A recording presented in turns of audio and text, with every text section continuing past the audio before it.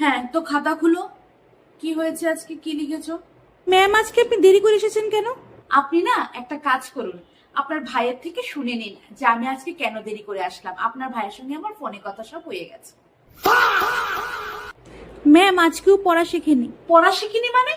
আপনি নিমন্ত্রণ বাড়ি যাবেন না, মামার বাড়ি যাবেন না, পিসির বাড়ি যাবেন, সেটা তো আমার দেখার বিষয় না। আমি তো কোনো ঠেকা নিয়ে রাখিনি আপনার ছেলের যে আমি আসবো রোজ পড়া শিখিয়ে শিখিয়ে তারপরে যাব। আমার পড়া সমস্ত কিছু কমপ্লিট চাই আমার। নট। আমার ছেলে পরীক্ষায় মাত্র 30 পেয়েছে, কিভাবে এত ও, কম নাম্বার কিভাবে তো পেল? ভালোই হয়েছে। আপনার ছেলে যে 100-তে 30 পেয়েছে এইটাই যথেষ্ট। আমি তো ভেবেছি -30 পাবে। যে পড়ার ছিড়িগিরি। আমি আজকে পড়া শিখিনি। কেন পড়া শিখনি? রোজ রোজ কি করো? তোমার মার মতন ডান্স কর বসে বসে? নাটক। পড়ার বেলা কোনো নামগন্ধ নেই। ম্যাম, আমি আজকে পড়া শিখিনি। রোজ রোজ কত নাটক দেখবো? বাপরে বাপরে বাপ। কখন থেকে বসে আছি, একটা কাপ চার পর্যন্ত আসা নেই। কিরকম হারামির দল সব। মনে হয় ঘরটা ধরে পিঠের মধ্যে এরকম করে কিলগুতানি দেই। তো দিদি, আজকে মাসের 20 তারিখ, আমার বেতনটা কবে দেবেন আপনি? কয়দিন পরে দিয়ে আমার লোন আছে।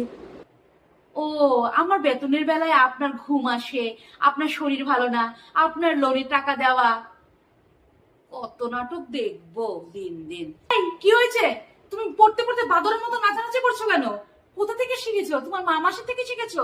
আমার ছেলেকে বকেন না। নাটক। না, আপনার ছেলেকে বকবো না, আপনার ছেলেকে আরতি থালা দিয়ে পুজো করবো।